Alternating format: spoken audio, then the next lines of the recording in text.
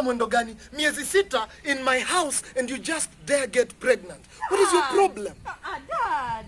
What is your problem? I've paid for your school fees and you're just joking around with these guys. About it. How many ladies get pregnant, Dad? How many years are you? And how dare you speak to me like that, you scumbag? Dad, it was not my fault. The next time I see your face after you're done cleaning those clothes, make sure you get out of my house. Shida yako ni nini? Watoto wa siku hizi mmegeuka vitu zingine. Dad, hakuna ati watoto wa siku hizi. How dare you get pregnant while you're barely 15 years?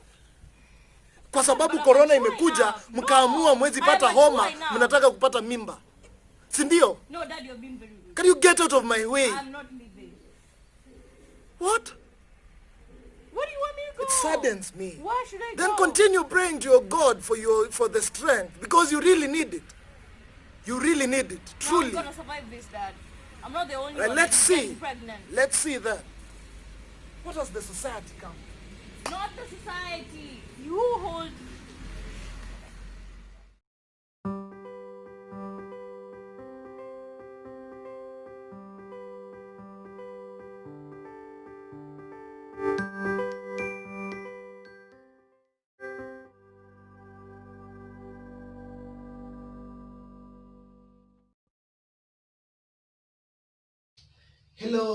Hello guys, how are you doing? I hope you're doing okay. I hope everything is fine with you.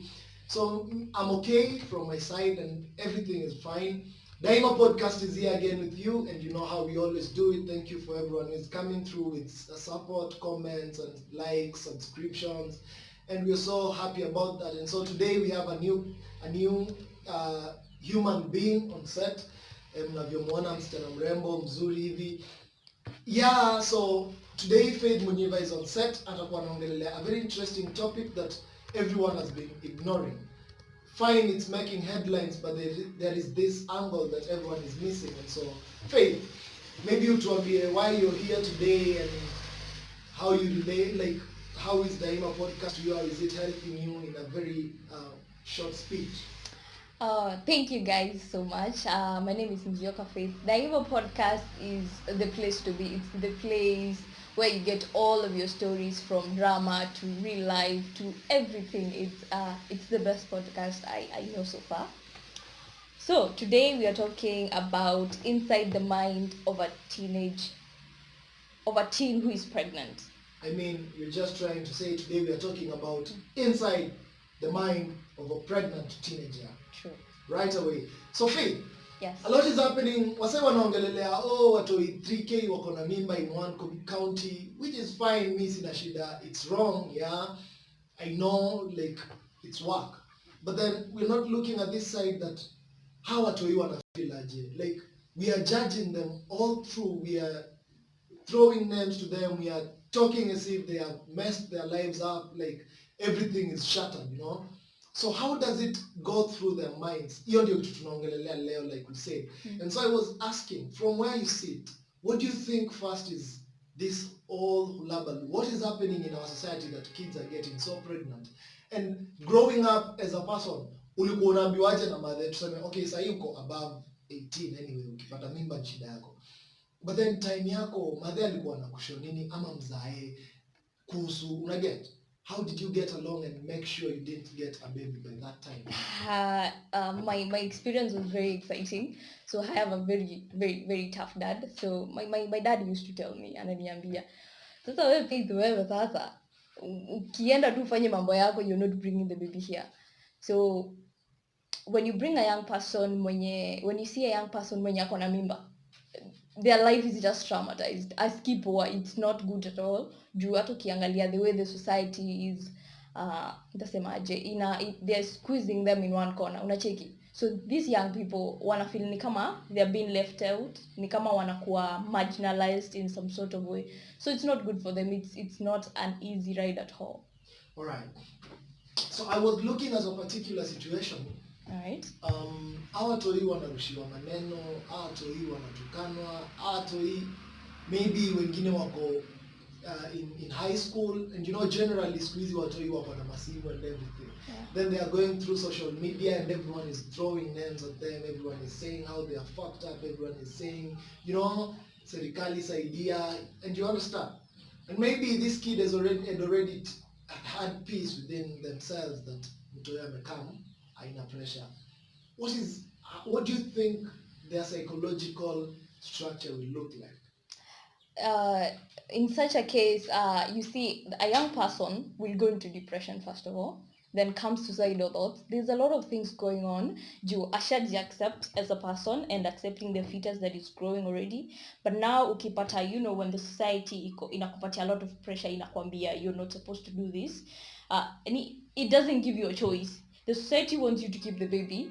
Lakini the time when you shall make your decision, the society ni kama ikupati chance, ni kama uwezi pumona cheki. So you go into depression and all those, unaanza kuwa suicidal, you get traumatized. I mean, I want you to expound a bit, we have depression, of course, we have traumatization. Then you're not talking, I don't know whether you're seeing the aspect of watu wanaacha shule, people start aborting, Yeah, what do you think? You are a lady from where you sit. Yeah. What do you think is the situation right now at hand? The situation and the fact of the matter is, by the time January or when Magoa decides we're going back to school, not most of the ladies will be going back. Unacheki.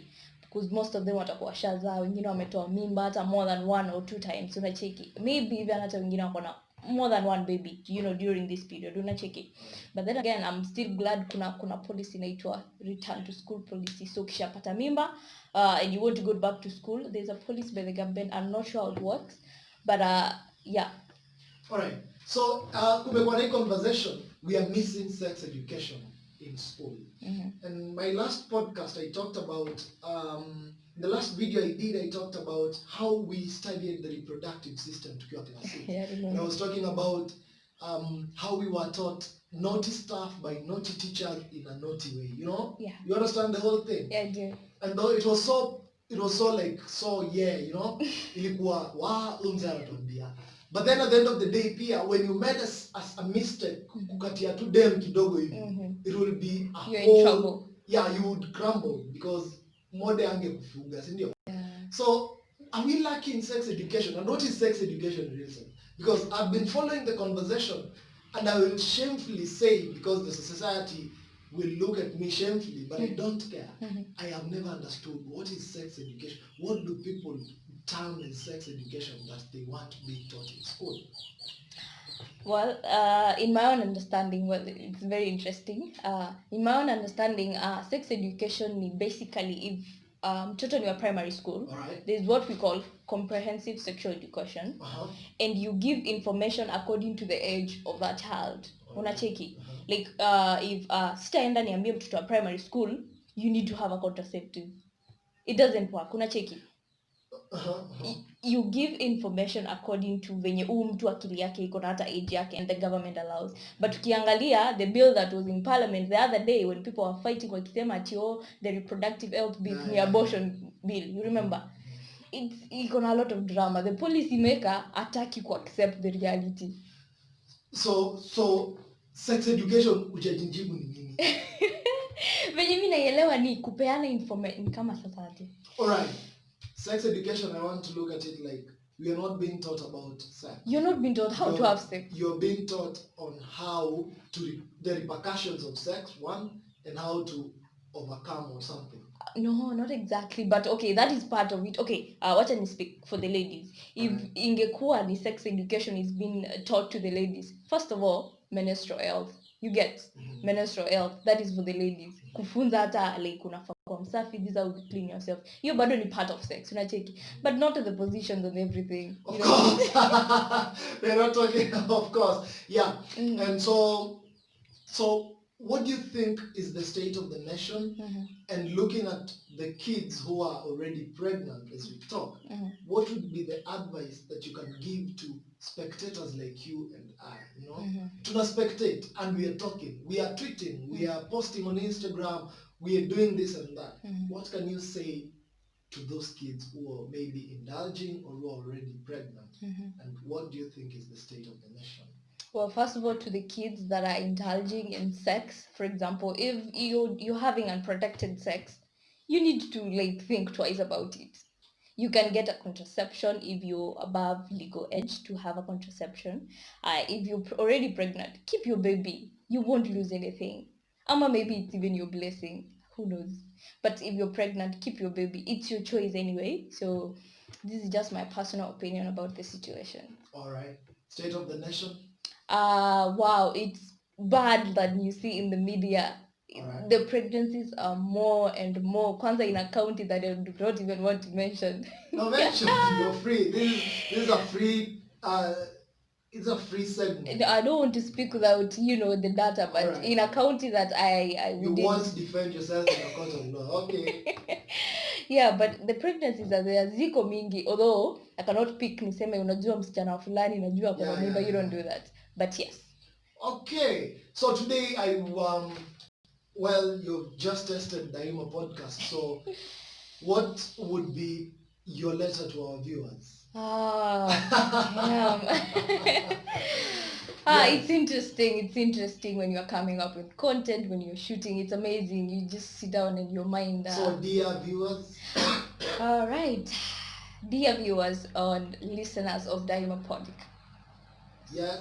Dear viewers and listeners of Daima Podcast, my message to you would be, Manze, subscribe, share, like our content, Manze, and if this your feedback, WhatsApp, Instagram, Facebook, all of those things. All Manze. right. Na kuomba Nerea, usitoe mimba yangu we. Mungu akileta mtoto analeta sani yake, leta nitamlea, usitoe mimba yangu we. All right, hiyo ndio message yetu leo. Tunaendelea kusema manze, if you're out there and you're having a baby, manze, just keep that baby and don't let anyone discourage you. It's not the end of life. It's not the end of your dreams. Daima podcast is a wrap.